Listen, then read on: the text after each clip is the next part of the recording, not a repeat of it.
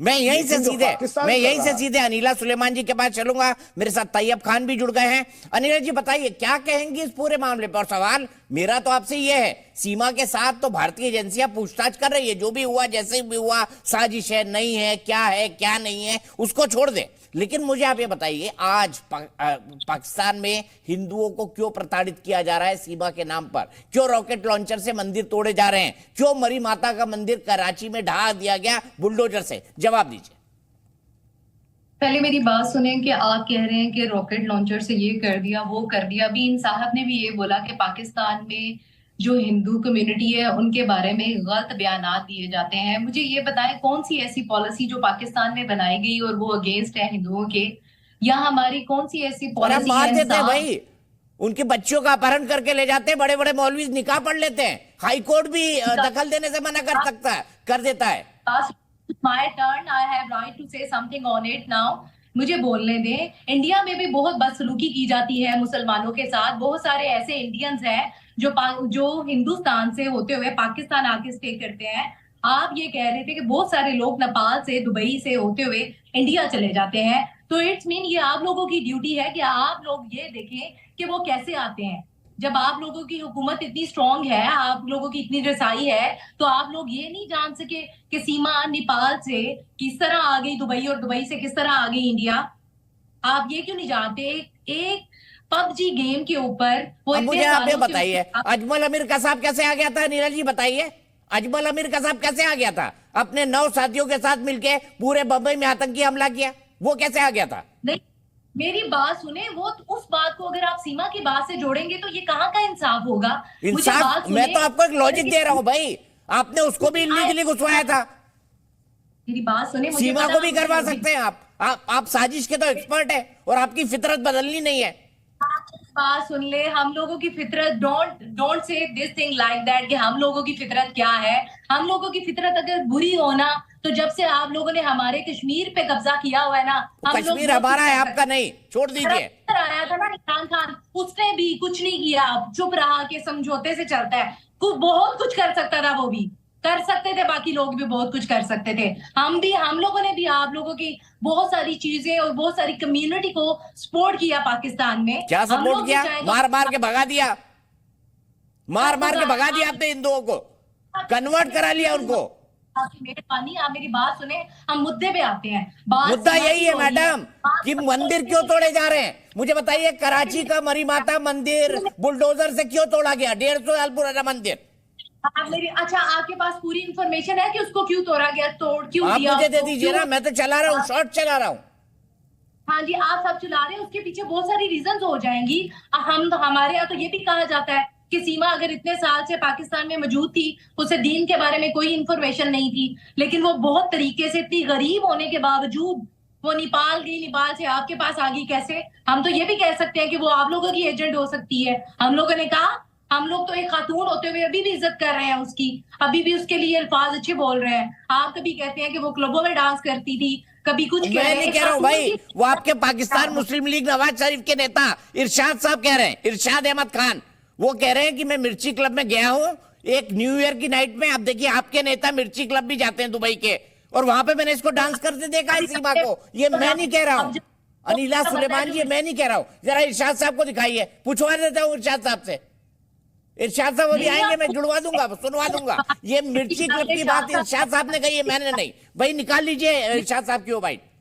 बात सुन ले प्लीज। मैं आपसे ये कह रही हूँ कि खातून होते हुए हम लोगों का फर्ज बनता है कि हम एक औरत की इज्जत करें।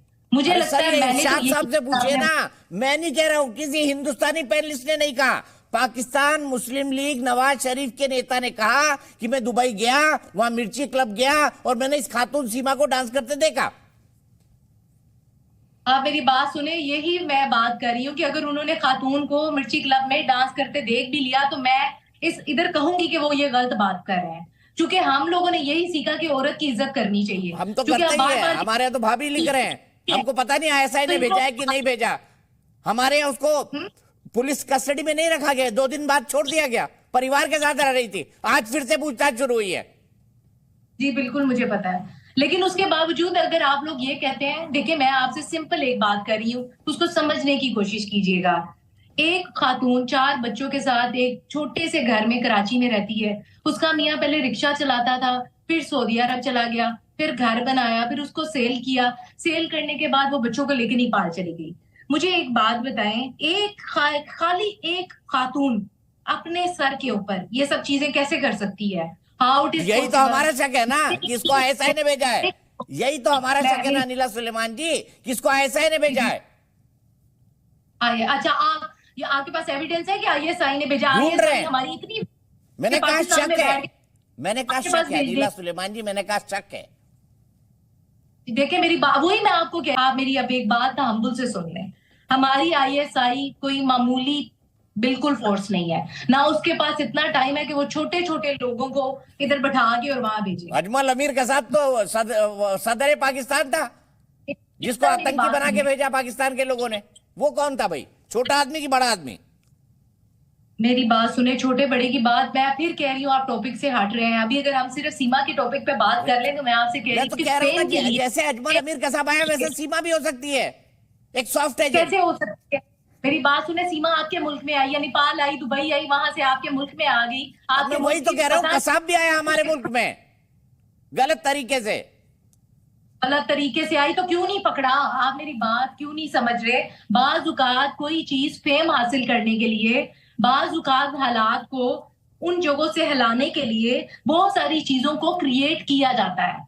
मुझे लगता है कि ये एक फेक स्टोरी है और बस इसी तरह एक किसी चीज को बबेला करना कि भाई ये हो गया। एक छोटी सी मामूली सी एक खातून, छोटे खानदान से ताल्लुक रखने वाली, और हम लोगों के पास इतना टाइम है कि पूरा सोशल मीडिया उस पर लग जाए कि ये कहां से गई, कहां से आई, इसे आईएसआई ने भेज दिया, रॉ की एजेंट है। लाइक हम लोगों के पास इतना फजूल टाइम है कि हम इस औरत के पीछे पड़े रहे। सर आपके मुझे पास खुद तो गधे पालने का फजूल टाइम, गधे पालना तो आपका बिजनेस है। जो लोग गधे पाल सकते हैं वो ऐसे गधे भी पाल सकते हैं। बहुत सारे बिजनेस तो आप लोगों के भी है। हम लोग एक स्क्रीन पे बैठ के पूरी दुनिया में ये पैगाम दे रहे हैं कि हम लोग अभी भी इख्तलाफ में एक दूसरे का इख्तलाफ करते हैं। हम मुस्लिम को बुरा कहेंगे, हम हिंदुओं को बुरा कहेंगे, हम लोग समझौता नहीं करा सकते, क्योंकि हम लोगों का एक ही तरीकाकार है कि किसी ना किसी तरह आके एक दूसरे को गाली गलौज करें, बुरा कहें, और बस पूरी तो दुनिया आप में 75 साल से यही करते आ रहे हैं अनिला जी। हम थोड़ी कर रहे हैं, आप ही कर रहे हैं ये सब, कि भारत हमारा नंबर 1 दुश्मन है। ये पाकिस्तान ने मान के रखा है, भारत ने नहीं। भारत तो पाकिस्तान की तरफ देखता भी नहीं है। भारत ने नहीं किया, मैं मान रही हूँ ना, मैंने किस बात पे इख्तलाफ किया, लेकिन आप अपने प्रोग्राम के तवज्जुह से जो बातें कर रहे हैं वो करना बनती है आपको भी। आप खुद एक एंकर है। मैं किस पॉइंट पे लॉजिकल हूँ ये बता दीजिए, मैं किस पॉइंट पे लॉजिकल हूँ ये बता दीजिए। लॉजिकली बात कर रही हूँ ना मैं आपसे। आप यहाँ पे बैठ के कहेंगे जी मुझे शक है आईएसआई ने भेजा। Zee News.